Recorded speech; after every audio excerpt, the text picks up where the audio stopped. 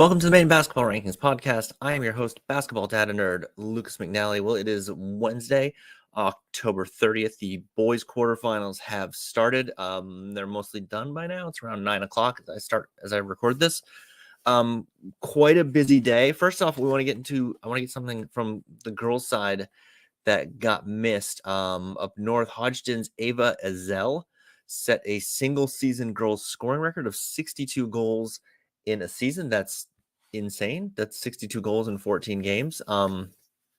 Just a staggering number. The old record was 61. I'm not sure who held that, but congratulations to her and everybody at Hodgdon for that record. We've had quite a busy boys quarterfinal day. Yesterday I did the overreactions. Sorry. Yesterday I did the Let's Pick a Cinderella. I've already lost to Cinderella. Very disappointed. Morse, who I had in B South, they lost today in the 3-6 matchup. So they're gone. So then who knows in B South? It's all wide open. It could be Yarmouth the favorite, I guess. So I don't know. But so we've had, by my count so far, and not all the scores are in, we've had 5 overtime games. Started off earlier today. Waynfleet and NYA, that's a 4-5 game. Waynfleet won that one in 2 overtimes, 2-1. Then Orono up north beat Central in overtime in a 3-6 game. Orono's the 3 seed there, 2-1. The big one is number 8 Wisdom knocks off number 1 Bangor Christian 3-2. What an upset. A 1-8 knocking off. How far is it from Wisdom to Bangor Christian? It's got to be really far. I should have looked that up, but just a stunner of a result if you're going solely on seeding. And I think Bangor Christian was like a 3-goal favorite in that game. So that really blows up that region. Bangor Christian was the favorite in the region. I mean, they were 13-1. They were 24% to win that thing. Let's bring up their page here. Had they already played Wisdom?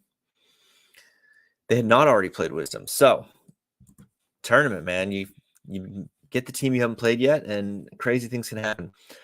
In A South, we had a couple more. Portland beat Gorham in a penalty shootout, which is always exciting. And they're going to play Windham, which is what everyone expected, but not like this. So Windham trailed South Portland. Windham beat South Portland pretty recently, a couple days ago, 3-0. But all of a sudden, South Portland has a lead, and they're in this game, and they're up a goal.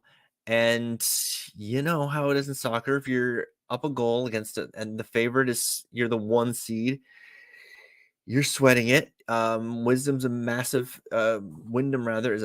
favorite in this region. They're the biggest favorite in any region in the state, 51.8%. But it's soccer, and if the ball hits the post, some shots go a little bit wide, you're down 1-0, you're still down 1-0. It's the second half, you're still down 1-0, and the kind of turns into oh my God, what the hell are we gonna do? And then with 3 minutes left in the game, Windham ties the game. Finally they break through. What a gut-wrenching thing for South Portland, who's been holding them off the entire time. And then we go to overtime. And then we get this. This is courtesy of WHOU, who was there. They didn't have the greatest angle for this, so I zoomed in. Apologies to WHOU, but I did put your logo back in it. And this is courtesy of Fred Grant and everybody at WHOU. So take a look at this.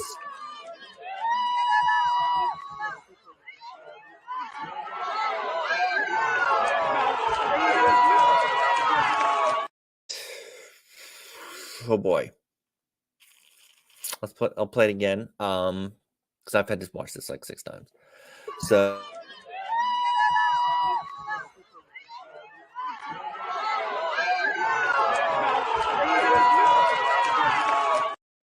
okay, it looks a little soft. I don't know. I'm not a soccer expert, but a couple people I've shown it to thought it looked pretty soft.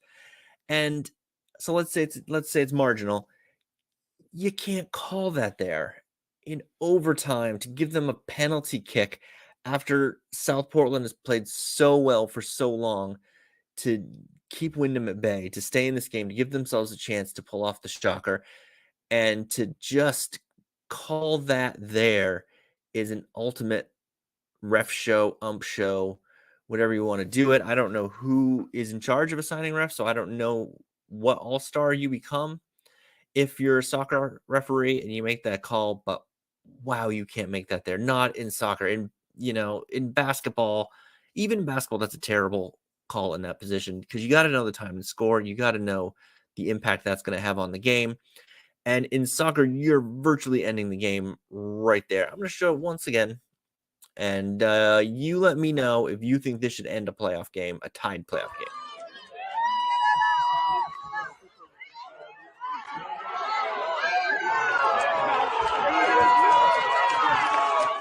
See any officials behind him to maybe have a better angle. Maybe they did have a better angle. I don't know. It just seems awfully soft. So congratulations to Windham for the comeback. The collar might have felt pretty tight there with 3 minutes left, but you got the goal to equalize, and you managed to come through with the penalty kick in overtime. And condolences to South Portland. You played a great game, and you deserve a better way to determine whether or not your season was over. But now you have more time to get ready for basketball season.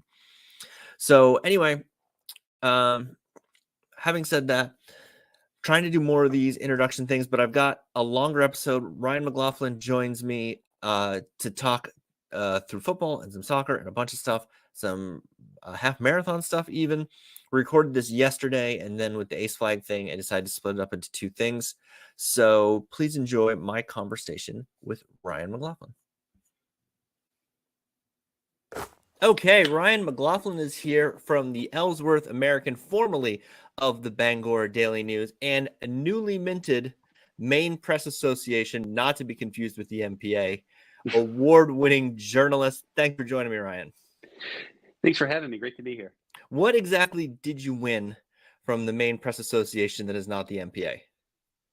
So we won a couple of things. The first one, our paper was blessed to win a General Excellence Award in print. So that was pretty cool. And our sports section was number 2 in our category in the state. So pretty cool to take home some hardware and also send Larry into the Hall of Fame earlier that day too. So I was kind of there for 2 things. That was my next question. So before we do that, so explain to people how the categories work, because it's not like you're up against the Bangor Daily News or the Portland Press Herald. You're up against other papers of your size, right? Yeah, so there's weekly 1, weekly 2. It depends on your circulation. So we're up against the other organizations on the coast, and the smaller ones like the Star Herald and the Observer and so forth are in the weekly 1 category, which is a little smaller. Gotcha. Okay, so let's moving on to Larry. You worked with Larry for a while at the BDN. I've worked with him a very, very tiny bit, but a very well-deserved addition to the Maine Press Association Hall of Fame. No doubt. He's just a worker.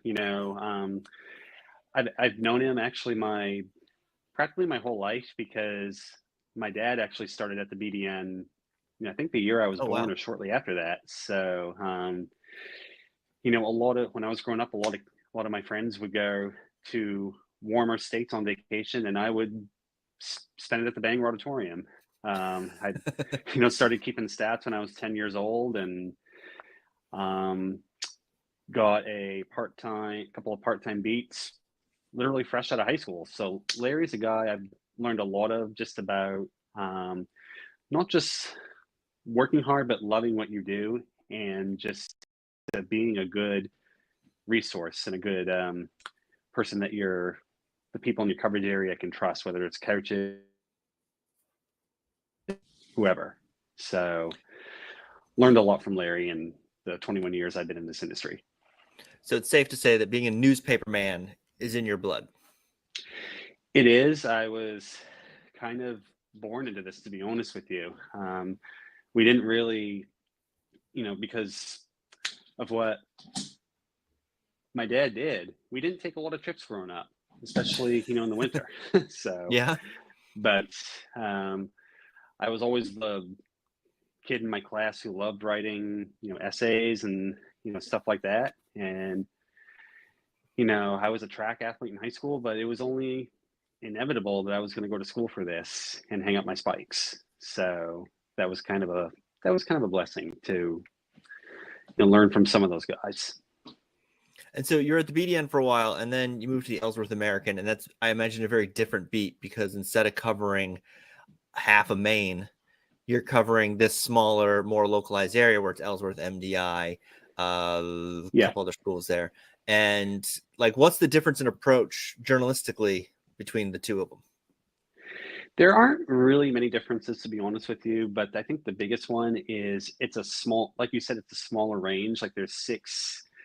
Yes, there are six high schools that we do focus on, but we also have, Maine Maritime Academy. And, when these kids exit these high schools and go off to different colleges, case in point, I just caught up with Grace Jaffray's coach yesterday, and she's going to be playing down in Rhode Island. I think they open on November 8th. So, but even though we only print the paper once a week, I always have this deadline mentality in me where if I'm at a game or if I'm banging out a story, my head is saying, okay, this is going into print tomorrow and I got to bang this out. So really, my approach is no different. Because even if you're only going to print once a week, I think, if I remember correctly, you're going digitally to print more frequently than that? That's right. Yes. So sometimes, like, say, if a team plays on a Friday, like the Ellsworth girls did, and then they play again tonight,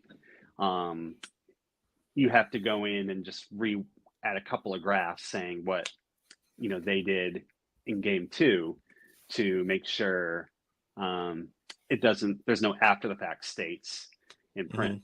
Like example, if it would have said, okay, they're playing Herman on Tuesday night and the paper comes out Wednesday, that's pretty redundant. So that's something you really gotta be conscious of. Yeah, because you get the paper Wednesday, you're like, and what happened Tuesday night? And you got people like me going, does anyone have the score of the Ellsworth game? Because, oh boy, I have a spreadsheet to fill out. You're right. This is that time of year where we're all in each other's DMs, text messages, and trying not to pull our hair out. And then we get, a week break before basketball between Something fall like that. and winter seasons. Yeah, right. We get to get caught up on everything. Yep. I've actually questioned about, is Deer Isle Stonington in your coverage area? They are. Yes, they are. They are. Do they have the internet? Is my question. I only got down there twice last year, and I think I had to use my hotspot. Okay, because I was filing after a playoff game. Because if I had to rank schools on their ability to report scores in a timely manner, I think they would be last. Them and Jonesport Beals, I think, would be the two. Yeah, unfortunately, sometimes it's like pulling teeth to get information from them, whether it's going to be, okay, are they going to have a team in this sport? Fortunately, they have a really good AD who's pretty good about answering, emails and so on and so forth. And when we found out they were going to be playing co-ed soccer, that turned out to actually be a really good little piece, because they've been struggling for numbers down there for years. Sure. Which is really unfortunate. Sure. I just know that every time I look and there's like a gap in the spreadsheet and like the whole list, like, oh, there's a missing score from a week ago. I'm like, oh, look at that. It's Deer Isle Stonington. What do you know? Yeah. I think I'm going to start subscribing to the papers in that region and just hope that then I'll only be a week behind and not 2 weeks behind on their scores. That might be the trick. Yeah. Work smarter, not harder. Exactly. Or maybe I'll just DM you some more. All right. So you had a fun thing where this past weekend you got to go to Stearns to watch them play football. And I think your dad played there. That's right. So he graduated in 77. He played basketball, was his favorite. He was on the 77 team that was Class A regional champions and which was, obviously a great season for them. Their reward was they had to play probably one of the best teams to ever come out of the state of Maine in that Rumford team. And become blank on, I think they lost by about 30 points. I'm blanking on the score now. Yeah, that sounds like that Rumford team. But honestly, like it just brought back so many memories, because three generations of McLaughlins have played football and basketball at Stearns. Justin Cummings, who is a really good running back, is actually one of my cousins. As Cummings was my grandmother's maiden name. So he is my second cousin. I'll die on the hill that he should have won the Fitzy as a senior, but that's a good hill. You should always die on a Fitzy Mr. Basketball hill. You should have at least one you're willing to die on, and you will accept no other answer. And that's really the only way to do it. For sure. The stadium looked exactly the same. Same PA announcer from when my cousins played. I told him my last name. He knew who I was instantly. Sure. My grandparents lived, I want to say, about a mile from the mile or a half mile from the high school. So, they would always sit up in the bleachers, and, we would always hang out in the end zone trying to catch footballs when they would kick extra points and stuff. Oh, yeah. Once my older cousins going into high school, that's when we really started to get into the games and watch them. So just Maine high school football is just better when Stearns is a juggernaut. And it would be a complete shock to me if they're not playing in the state championship game in a few weeks. Yeah, so they what was the final? It was like 60-6, I think, over Ellsworth. 60-6, yep. Yeah, they've just been an absolute wagon, and they got in the power rankings. They got all the way up to third, which I think made some people in Southern Maine mad, but too bad. And then they ran out of sort of points to fuel from, and then they've fallen down, and I think they're down. I should look it up now that I'm talking about it. They're maybe into the 20s, something like that. Yeah. To me, they're just a throw. Because you see it a lot, especially in the 8-man ranks in high school football, where teams will throw the ball all over the place. But this Stearns team is a throwback. They have a great, quarterback in Cam Atkinson, who can throw it and he can run it. And Ellsworth just had a tough time stopping him. And Cohen Raymond just, ran all over the place. I think it was 232 and 3 touchdowns in that win. And, Dave Speck talked about, you got to win the line of scrimmage against teams like that. Ellsworth did that against Bucksport, and it was kind of the script kind of flipped in the Stearns game. Stearns came out and smashed him in the mouth, and they set the tone 4 plays in with the interception. Ellsworth was driving on the first drive of the game, but they throw a pick, and the horse gets out of the barn, and yeah. If you're Ellsworth, you kind of need that to go perfectly. And they did a great job of shutting down Ripley Strout too. He's a very athletic kid. He's fast. He sees the field so well. But they just would not let him get to the perimeter. And anytime he tried to run inside, they just had answers for him. And Stearns' defensive ends are just so quick. They were, anytime Thomas Jude tried to throw the ball, they were just in the backfield so fast. And you can only hope the rematch on Friday in the first round of the playoffs is different. The question is, how healthy are Jude and Strout going to be? Because they both didn't play the second half of this game on Saturday. So, hopefully those guys will be good to go and, be ready. If not, it's going to have to be next man up, which will be tough against a team like Stearns. It's never fun when I can't imagine, because I never played football, but I can't imagine it's fun. You have so few games, and then you play Stearns to end the season, and then they're like, "Oh, who do you get in the playoffs?" Bad news, guys. It's Stearns again, and you got to do it again. And like, I would feel like there'd be an element of, can we like anybody else? Like just anybody else, someone we haven't played yet. But I think when you look at this from a perspective standpoint, Ellsworth has always been a soccer powerhouse, even going back to when I was at the BDN and Brian Higgins was coaching down there. I believe Ellsworth's only had a football program for 16 years, and this is the best season they've had. So when you're counting regular and postseason, they've only finished above 500 once before this year. Oh, wow.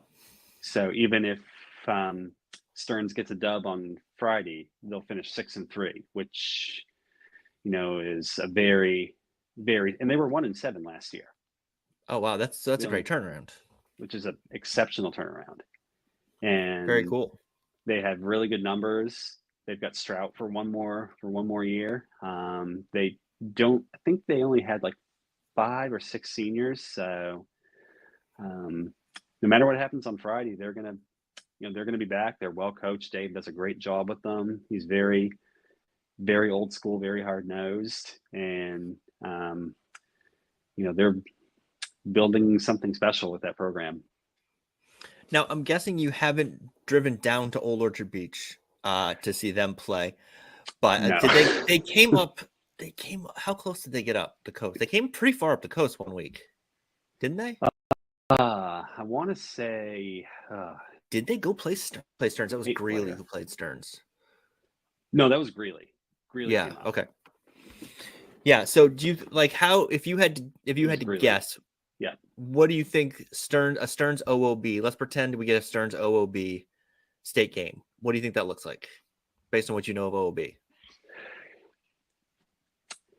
Well, I honestly think those teams are very evenly matched at the skill positions and on the interior. I think a game like that comes down to 2 things. Who controls the line of scrimmage and who wins the turnover battle. But the X factor is travel, because you have a state game in Kennebunk, which is right next door to practically to Old Orchard. And if you're Stearns, that's like coming from Bangor to Boston as far as a ride. Yeah. So basically. So it's going to be a matter of could Stearns get off to a good start and shake out the bus legs potentially, assuming they wouldn't travel the night before and stay over. Right. I mean, I would think for a state game, they would probably try to find a way to. What time would the state game be? Is it like a 7 o'clock? Is it like a 1 o'clock? I think last year it was 11 and 2:30, something in that window. Because I remember I got lucky because MDI had the first one. Then I had to go straight to Mount Ararat for 2 soccer matches. I have a working complaint with the MPA, and I've told them this, and I don't think they care. But I think that if you've got a situation like that, and you've got, say, you got 11 o'clock and a 2:30 or whatever it is, the team that's the furthest away plays in the 2:30 game. No, I agree. Regardless 100%. Of what your pre-planned schedule is. No, I agree 100%. And I'm sure the teams in Aroostook County would say, hey, we're used to it, and blah, blah, blah, blah, blah. We'll play wherever, whenever, if there's a hat and T-shirt, the gold ball on the line. But but no, it's, you're absolutely right. Like, because I totally get it. Like when I ran the Beach to Beacon, I left my house at, I think it was at 4 o'clock in the morning. So even from here, and I'm an hour south of you, at least, no, like 2 hours south of you, I end up leaving for Beach to Beacon at like 6, or it's dark. I know it's dark out when I leave, when I do Beach to Beacon. Who wants to spend $400 on a hotel for one night? Yeah, exactly. Yeah, or you got to find someone who you can stay with. And I always bring this up to the MPA for like the quarterfinals in basketball, and I go, look, if you've got this 9 o'clock game, and you've got in your last 2 games, let's say you've got in A North, and you've got Coney playing Gardner in one game, and you've got Hamden playing Brewer in the other game, put Coney Gardner in the second game. Have them play last, because you've got a competitive advantage thing where they're going to get home at about the same time in that scenario. And you got grandparents trying to get to games. You've got, it might snow, Roads might get bad. That's the X factor. Just make it easier for everybody. Make it easier to get to games. Nobody wants to wake up at 4 a.m. No one wants to get home at 2 a.m. unless you've just won a gold ball and you're fine getting home at 2 a.m. No, absolutely. And, a lot of people would say, hey, just spend, the night. But, some of these people live on fixed incomes. So, who's to say they want to spend money on a hotel in Bangor for a night just for a basketball game? So that absolutely makes, a lot of sense. I'm sure there's a lot of factors that go into scheduling, but I'm sure. It's not a perfect system, but it is, at the end of the day, it is what it is, and the kids just want to play. I think it's the thing where you could look at it and go, okay, I think we can all agree that this one could move. Right. And there's usually one. There you go, this one could easily move. Or my other one is if you have the Friday night game, the late game, and your girls team has the Saturday morning game, the girls team won't go to the boys game because they got to be up early. So move one of those so that they can cheer each other on. Absolutely. And I remember something like that happening with I think it was a Bangor Brewer softball regional, my first year as a full-timer in 2008, where it was supposed to be in Augusta, but because it was Bangor Brewer, they moved it to Coffin Field. Sure, why not? And I remember, Don Stanhope making a little bit of a stink about it because, why should we have to play a regional final at, Brewer's home field? But the reality is, would you rather drive 75 miles or just hop on a bus and go across the river? Yeah. And that's one of the best fields in the state anyway. And it's been used as a neutral site field since, I was 10 years old. I used to sneak into state games when I was a kid up there. So one other thing I wanted to ask you about, because I think you've seen Orono a bunch. What's going on with Orono? They seem to be very up and down. They beat Lake Region 42-20, which was one of those scores that sort of raised my eyebrows, at least. Yeah. Is there an injury going on there? I've heard maybe there's an injury. From what I understand, their offensive line has been a little banged up. Their skill position guys have all stayed healthy. I've seen them when they beat MDI's handily as they did, but MDI's another team that's been kind of banged up. Like they haven't been completely healthy since the first game of the season when they beat Gray New Gloucester. But I think Orono is one of those teams that they still have that hit factor. Okay. And I don't know if, they got a tough trip to Holton. Obviously, Isaiah Urban is a very talented player. But when you look at it, is Orono a team a higher seed wants to see in the postseason? Oh, right. Yeah, probably not.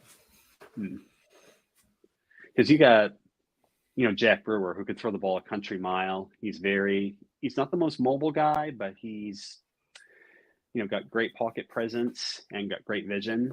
And, Will Francis can get any 50-50 ball thrown his way. And the two times I've seen them, the kid I've been impressed with is Sal Wise. He's not the tallest kid in the world, but he's very, very quick.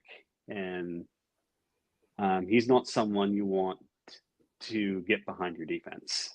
So that Holton Orono semi on Friday, that could be a game that destroys a calculator. And Holton just had what looks like a thriller against Camden this last week, 24-22. Camden pulled that one out. And I keep meaning to see Camden play, and they keep playing at a time I can't get over there, or they're really far away and I can't get over there. I said about midway through the season, they're going to have a big chip on their shoulder after the way, last season ended for them, losing in the regional final to MDI in their home stadium. Obviously MDI, I think, was the better team, especially defensively. As you look at that run that MDI had last year, 3 playoff games, they allowed just 1 touchdown. And that came after Camden Hills blocked a punt in the championship, in the regional final. So that being said, Camden Hills is from what I understand and talking to, some of the people at MDI after they played, Camden Hills is very, very hungry. And the big catch with that division this year is there's no north-south. It's basically Right. all for one and one for all. So, And it looks like this is going to be a bloodbath. yeah. So if you haven't seen it, for the people who haven't seen it, I'm going to run down the standings here. You have Camden at 7-1, Greeley at 7-1. Greeley, who beat Stearns, right? Greeley was the team that beat Stearns. Yeah. Then Lake Region at 6-2, Mount Ararat at 6-2, and then you get G&G at 5-3. And yikes. It's a toss-up. Like, G&G came up to Bar Harbor and lost pretty handily, but way back in week 1. And I think it was for the second straight time they've come up to MDI. Their bus broke down on the way up. And like some of the people around the community have wondered, like, why do we always have to constantly go up? Why can't they come down here? Which is kind of a fair argument in a sense, especially since their bus doesn't work. Right. Did G&G not have a good bus? Like they have no trouble getting to the tournament. I really think that, especially after last week, that MDI Lake Region game is a toss-up. I mean, that's good. That's a tough trip for the Trojans. I want to say that's going to be, depending on which way they go, probably at least a 3-hour ride. Jeez. I don't know I don't know if it's quick. I mean, I've gone both ways when I've come, to my coverage area from, going to Orange Theory or doing other things in Portland, like staying on the freeway or cutting across Route 3, going to Belfast. Yep. I mean, but that game is a toss-up, especially if MDI can shorten the game and run the football. So give me a prediction. Who comes out of this? Who wins this whole thing? I guess not comes out of it because there's no other region to meet in the final. So who's in the final of this thing? I'd have to go with the two best teams, and I feel like it's Camden Hills and Greeley. Like, they're both playing with chips on their shoulder. I saw some snippets of that Greeley game when they took that long trip up to Millinocket, and I think they were down 2 or 3 touchdowns in the second half and came back and won. Wow. They've got a great quarterback, and obviously a really good defense. And Camden Hills is as tough defensively as it gets, which is, very tough to do in 8-man because you have all this space on the field. Sure. So I think it's going to come down to Camden Hills and Greeley. Interesting. There's probably a joke there in that matchup. It seems like the two schools that shouldn't be playing 8-man in there, maybe based on enrollment and resources. But hey, you do what you got to do. Yeah, whatever keeps the program humming. Right. I mean, because Camden was 11-man a couple years ago and fell off the map, right? Did they not have a season? I'm trying to remember. I believe so. I'll have to go back and look, but you got to remember, Camden is another one of these soccer hotbeds. Right. So, like most of their numbers in the fall go in that direction. Yeah, and like their girls soccer program is just ridiculous, and their boys soccer program is quite good. And I know their basketball program struggled with numbers for a little bit, as crazy as that sounds, for as much success as they've had for as long as they had in basketball, but they were really down and out for probably 3 years, maybe, and they've started to turn it around. They were, and it's good to see them turn it around. I feel like they'll be a solid Class A team this year.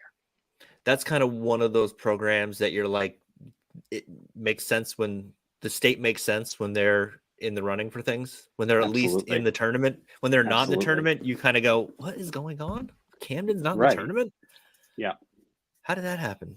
Like if Greeley misses the tournament, I'd feel the same way. I'd be like, what do you mean Greeley's not in the tournament? What's wrong? It's kind of the thing up here with Bangor boys basketball. Yeah. And they've, obviously struggled the last couple of years, but they they actually got a great hire from Ellsworth, who they got the young man who coached their JV girls program the last couple of years. They were undefeated a year ago, so I feel, watching them play last year, I kind of had visions of, okay, this guy's going to be coaching, have a varsity job in the next year or two, and Well, I think he's a great fit for Bangor's program. it would probably help Bangor if their best player would stop transferring to prep schools.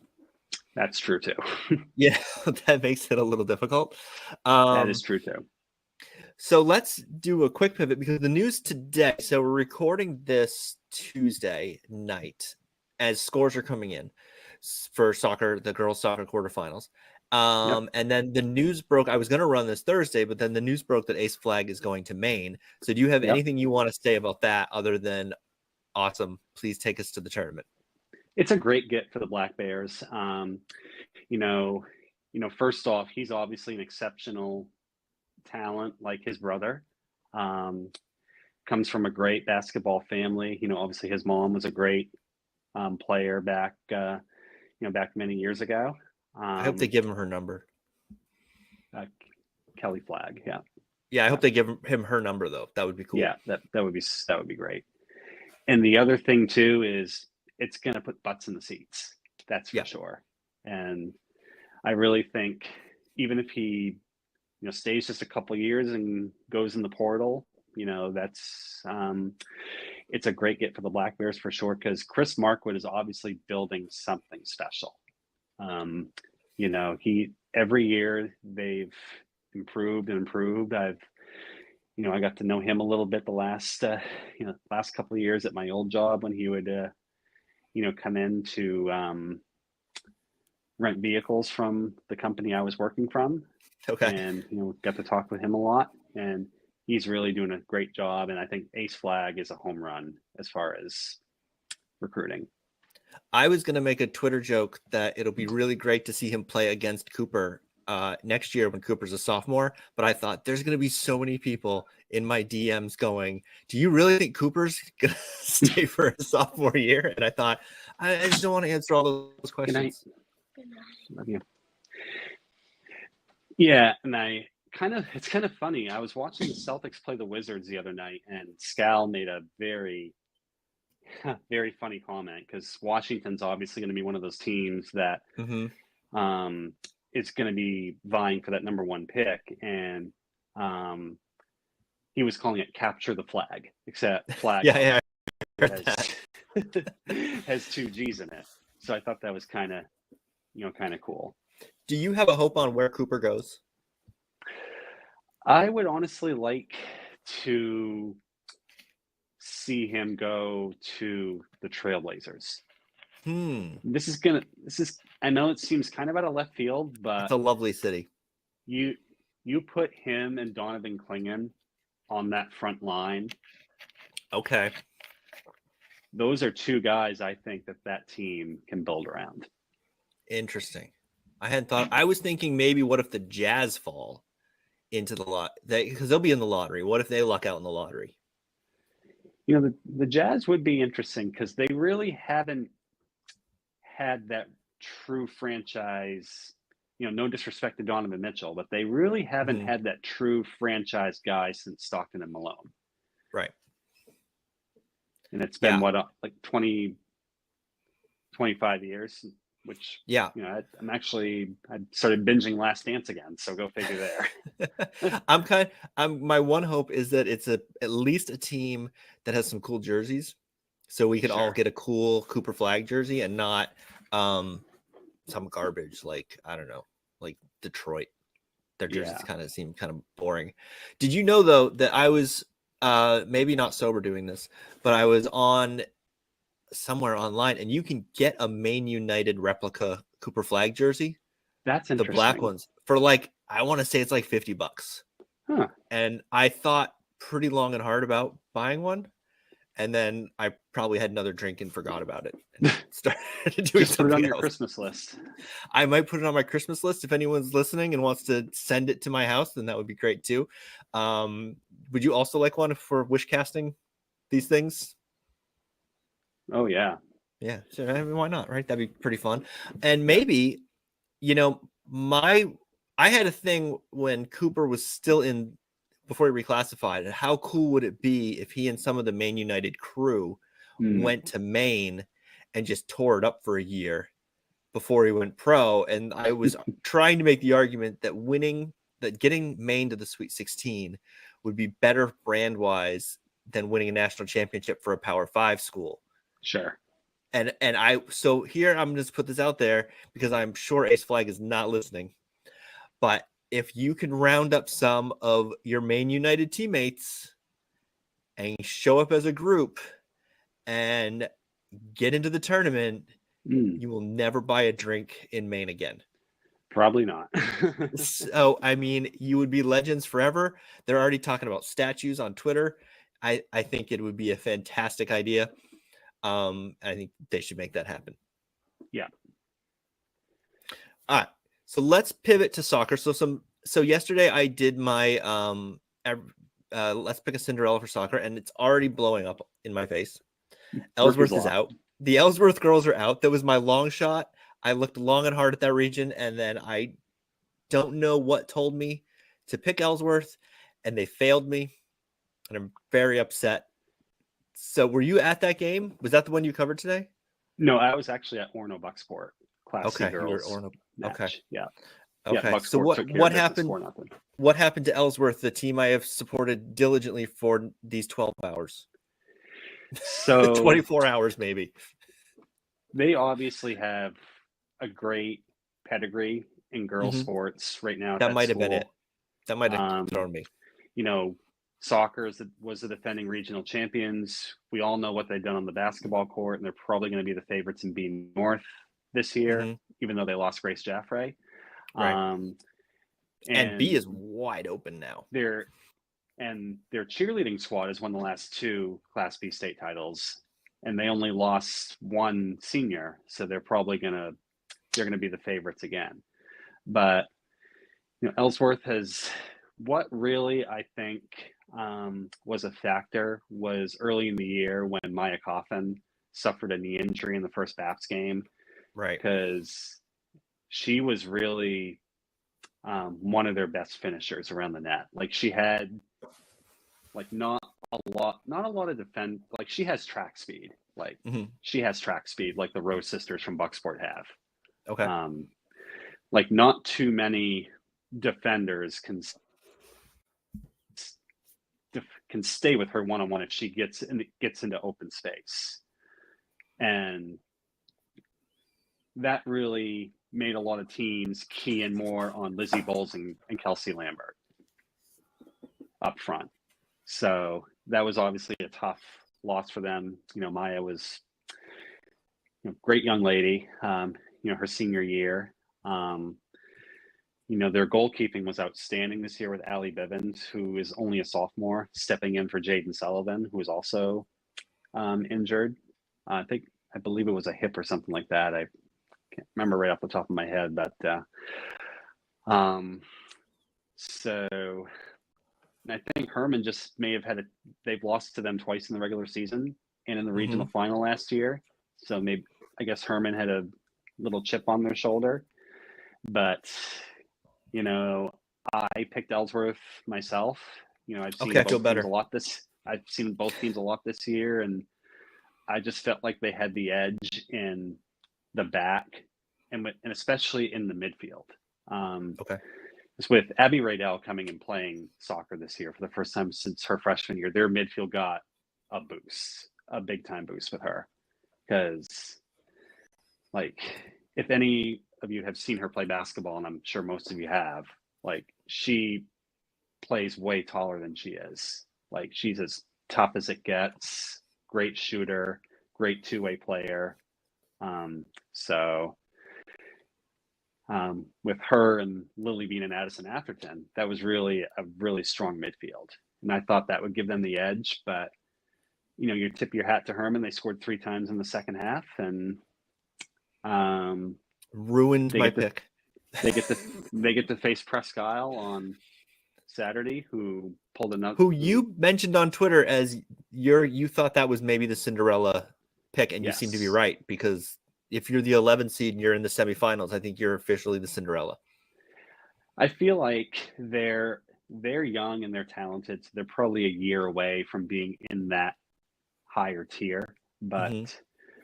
I saw them briefly on opening day against when they came down to Ellsworth, and I was impressed with them. And in the rematch up in the county, they tied. So, and when I looked at that score, I said, if Prescott gets in the playoffs, they're gonna, and if they get a KVAC opponent, they're gonna pull an upset, just like And they they did pulled last year against Oceanside. two of them. And talk about like bus legs. They got to go 224 miles round trip to play Oceanside. Then they got Right. to go back, and then they got to come 214 miles round trip to play Erskine, and they beat them both. Yep.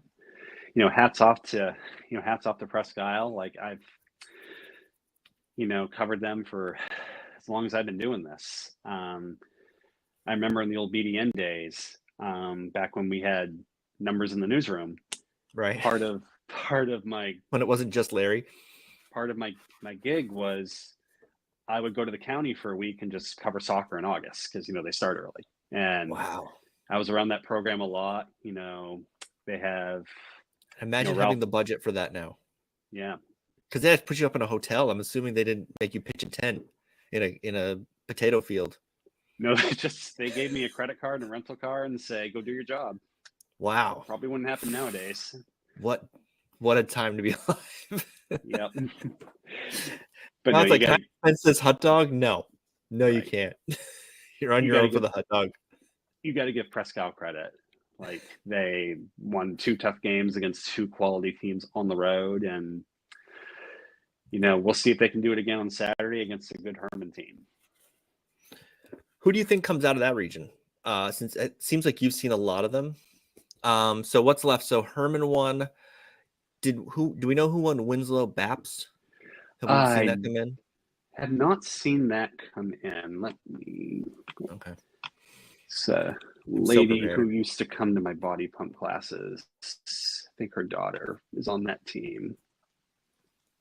I'm going to refresh Varsity Maine. Hey, I'm even on the right day. That's a miracle.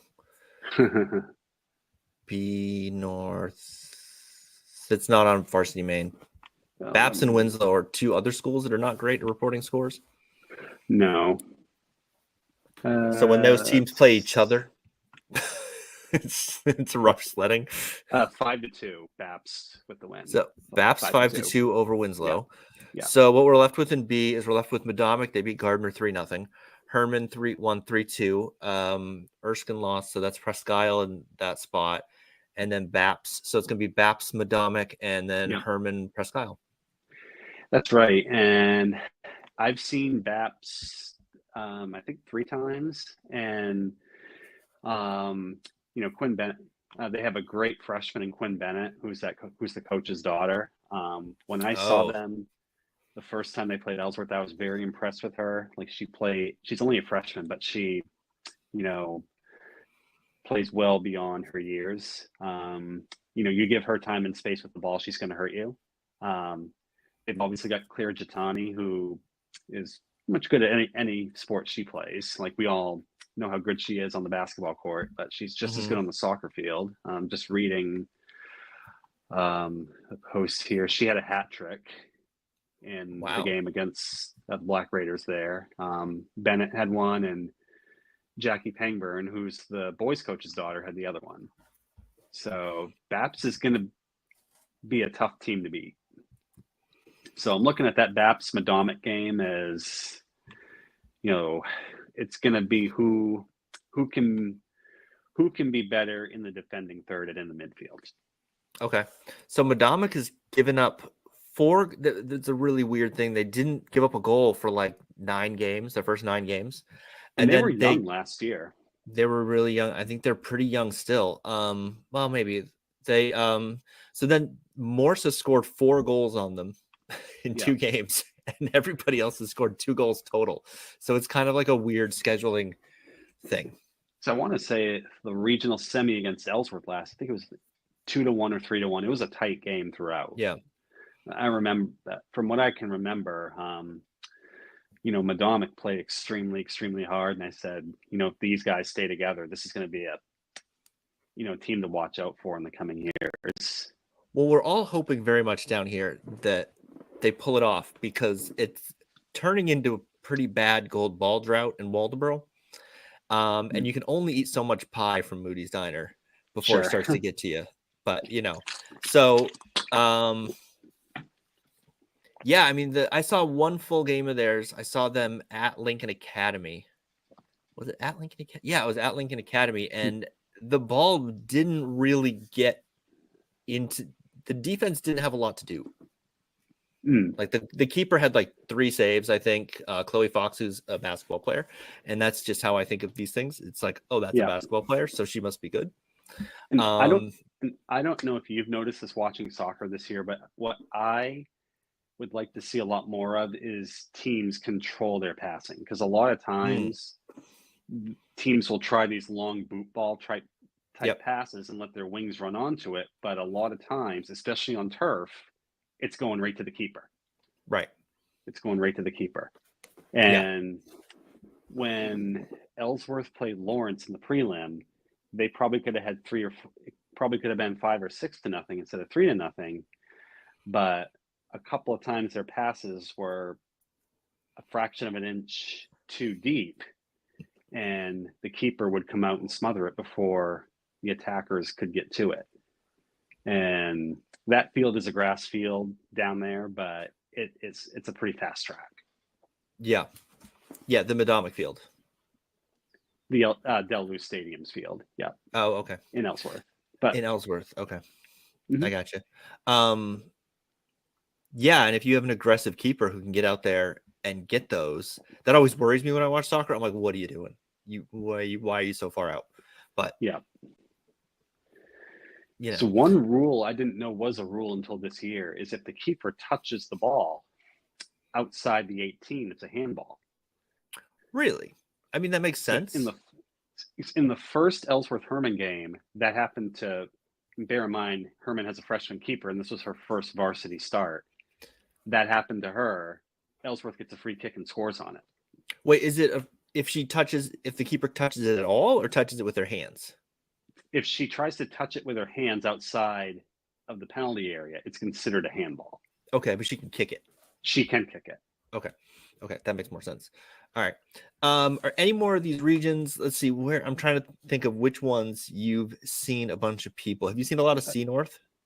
I've seen a lot of C North. Yes. Like I said, I had Bucksport and Orono girls this evening. That was a 4-0 Bucksport win. Oh, that's good because I have them. That's my Cinderella in that region. So I'm still alive in C North. And they're better than a 3 seed. They just were kind of victims of heel points. Yeah, that's what it sort of looked like. Yeah. Just talking about them, they're what one of their assistant coaches, Sarah Lanford, was saying before the season was they have a bunch of track stars who are also good soccer players. Talking about the Rose sisters, Haley and Madison. Madison is really good sweeper. Haley is more of a striker, forward. Of course, you got Addison Goss, who's a really good athlete. They were all on their 4x400 relay team last spring. That was, insanely good. The Rose sisters are 2 of the best sprinters in the entire state. They've gotten great play from Addison Fitch in goal, who's only a freshman. And they're 3rd in goals allowed in the state. Correct. Yeah. And they're 6th in goals scored. Yeah. Which is a pretty daunting combination. Yeah, that semifinal with Foxcroft on Saturday is really going to be interesting. Foxcroft took care of MCI 4-1 earlier this afternoon. And they're also 3rd in goals allowed. Yeah. So yeah. It's an interesting region where the 1 seed is 12-2, and then the 2 teams behind them are undefeated because heel points. But I mean, that's why we have the heel points, because it is. And I think if you talk to anybody in Bucksport, they want another shot at Fort Kent. Sure. I was trying to explain heel points to someone today who is not even from America, and so it has no basis for it at all. And he's like, "Wait, what? What do you do? Huh?" And I was trying to explain. I'm like, no, but it's more valuable to beat a good team than it is to beat a bad team. And he goes, okay. I go, because they can't all play each other and you can't have, he's like, okay. I think I had him won over a little bit by the end, and the math was throwing him then at the end. But math's gonna math. Math's gonna math. Yeah, I mean, I will defend heel points to my dying day, because find me a system where every single game on the schedule matters. Yeah, like 2 0-17 teams on the final night of the season that can swing a playoff spot. Absolutely, and not even in your region, in a different region. And that's why you're seeing a lot of these crossover games, like a lot of Class B. Like for instance, Ellsworth scheduling up to play Brewer twice in soccer this year. In soccer? Oh, very cool. Yeah. Is the schedule more open? The Big East schedule is more open. Well, I guess they're not. Is it not Big East for soccer? PVC, right, PVC. Yeah. So they don't have the problem where the Big East won't open their schedule. No. See, that's the big issue, is the schedules need to be open. And if they were to put me in charge of the MPA for a day, that'd be one of the things I would do. I'd be like, no closed schedules, not allowed. Yeah. Because I think MDI their boys played GSA in soccer. And I don't think Ellsworth played any, who's also B, they didn't play any C teams. They played up and played Brewer twice. And I've already had someone tell me that GSA is really good and not to overlook them. They dropped down. Yep, they dropped down to the 8-player ranks this year because of numbers. Their girls did, and it was a good solid move for them. And they actually, look at my scores here. They took care of Katahdin 1-0 this afternoon down in Blue Hill in a 4-5 matchup. They? So okay. So GSA will get to go up to play Hodgson on Friday, up in the county. But they've more than doubled their win total from last year. From what's been my understanding, ever since Morgan Dalk graduated from there, several years ago, it's been a struggle for them in girls sports. So it's really nice to see that program come back up. And the same thing happened with Sumner too. They dropped down to 8-player. They had a tough one against Dexter today in their match up down in Dexter. I hear Dexter's awesome. I saw Dexter against GSA, and they were solid.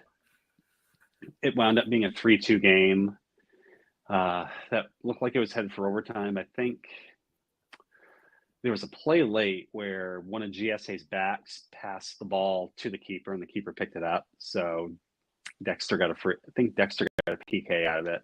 Ouch. And scored on the rebound. Ouch. Yeah. All right. So in these, let's just take the girls' regions. Give me a state champion that would be a surprise that you think could actually happen. Because I don't know. Do you feel like Presque Isle could win the whole thing?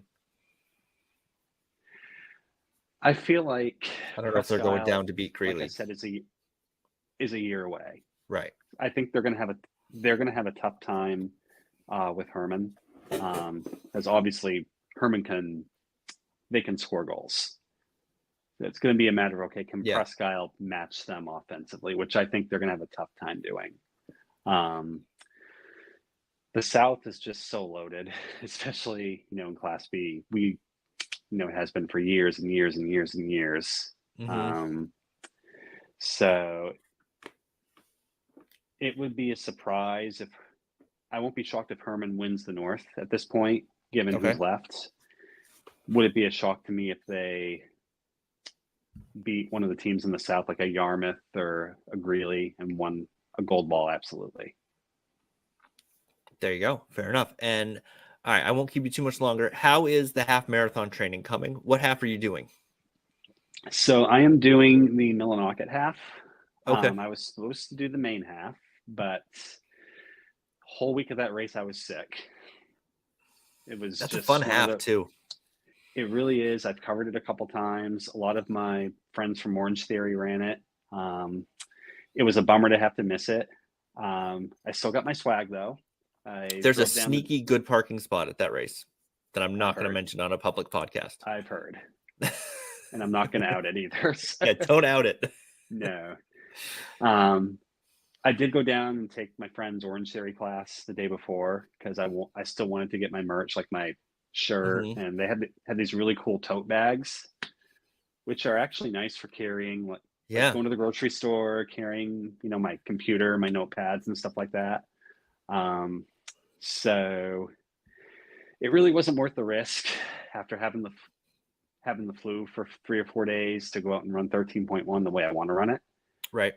I've been to the Millinocket one. It's obviously going to be, kind of special because, my dad's from there, my grandparents live there, and all that. It's a very challenging course, half of which is on the Golden Road, but I'm looking Mhm. forward to that. Thinking about doing my first full next year. That Oh, all right. remains to be seen. Do you have a time goal for Millinocket? So my all-time PR at the half is in the low 130s, but that was way Oh, back in wow. 2008. Right. So I'll take You were a anything under different person back then. I'll take anything under 2 hours, honestly. All right. So if you get 2 hours, you would then qualify for the Waldoboro half marathon, which is the hardest half marathon like anywhere. It's definitely the hardest in New England and probably the hardest in the country for a road half marathon. So Interesting. just saying. There's one in Lemoyne that's pretty tough too. I think Lemoyne, they have Maine? that one in March or April. Oh, it's way tougher than that one. It's Hmm. it's 1,400 feet of elevation gain. Millinocket's only 500. Yeah. So, and I think most of that is in the first 800 meters, where you're starting. If you picture downtown Millinocket, like where that gazebo is, then you're turning right on Route 11 to go back towards Milo. And it's just up, up, up, up, up. Yeah, in Waldoboro, the big valley that the gas stations are in. So to finish that, you run down into the valley and then up the top of the back of it. Ooh. And then you come back through and you finish at the top on the other side at a brewery. Oh, and the last mile is uphill. And like mile 10 is that hill on Route 1 that's from Hannaford south that someone had told me is the largest hill on Route 1 in the country. And I don't know that I believe that, but I can't think of a bigger one. So maybe. I definitely know what you mean, having taken that drive many times. It's a brutal finish. Yeah. But no, I'm really looking forward to Millinocket. It's going to be it's the day after the first high school basketball Friday. So that's where I'm kind of that'll be tricky. Hoping the schedule gods have Ellsworth playing at like Bapst or Herman or somewhere fairly close to my house. Late at night, I've managed to get from high school to house in 30 minutes when there's not a lot of traffic, but you just don't know with weather. Like, yeah, I remember the Jaffray 1,000 point game last year. It snowed. I had no business driving back to Bangor, but I remember, everyone back in town saying, "Oh, the road, it's not snowing as hard. You'll be fine." And da da da. And it took me almost an hour. And hindsight's always 20/20. I was going back the next day because they had caribou, so I probably should have just like slept in a classroom somewhere. Just stayed at the Hampton Inn or something, because there's actually a couple nice hotels down there. Oh, there you go. So, okay, I have one more question for you. What is Orange Theory? Because I keep seeing you talk about it on Twitter and stuff, and I have no idea what it is. And I'm always like, I should ask, and then I forget.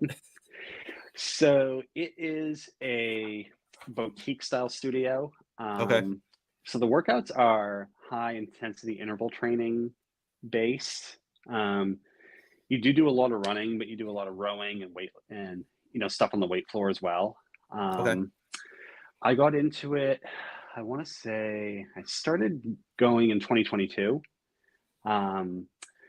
My best friend used to be a regional trainer with them in Alabama. Like, people are wondering, he's a Notre Dame fan. Why does he have a Bama shirt on? Yeah. But, I took a trip there to visit in, I think it was January of last year. wound up going down to Tuscaloosa and doing all those things, going around the stadium and stuff. But it's really a fun workout. Bangor was supposed to get a location, but unfortunately it didn't work out for a variety of reasons. I was actually going to coach there. I had done my mic audition and all the things and all that. But Orange Theory helped me get back into distance running. I'd kind of put that on the back burner for a while when I focused on, body pump, Les Mills and all that stuff and the weights. But, thanks to the Orange Theory workouts, I've kind of found the passion for running again, which is great. Very cool. Very cool. All right. Finally, where can people find you other than at the Ellsworth American or at a game? So I'm kind of here, there, and everywhere. I do a lot of my running training around Bangor. I do some around Ellsworth as well. Personally, I wish our office had a shower like the old BDN building at 491 Main did back in the day. Yeah. Where Cross Insurance is now.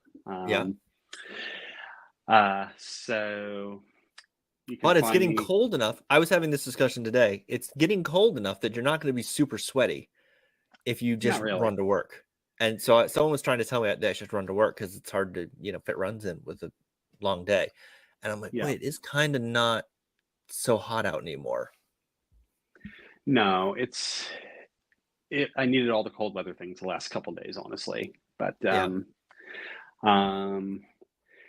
but no, I'm kind of here, there, and everywhere. You can catch me on sidelines pretty much everywhere. I'll be at a lot of the games this winter, whether it's our teams are playing up here or down there. We're going to have some great storylines this year. Of course, the Ellsworth girls are right at the top of that. 4 starters back. Their JV team is undefeated, so it's going to be interesting to see what young players step up. They had some great young players get some good minutes last year. And of course, Andy Pooler is one of the top coaches in the state.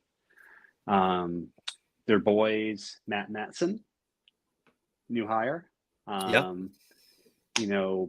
Chance Mercier is a big loss, but they still got 3 starters back. They're going to be, I really think it's going to come down to them and Caribou in the north. Okay. Interesting.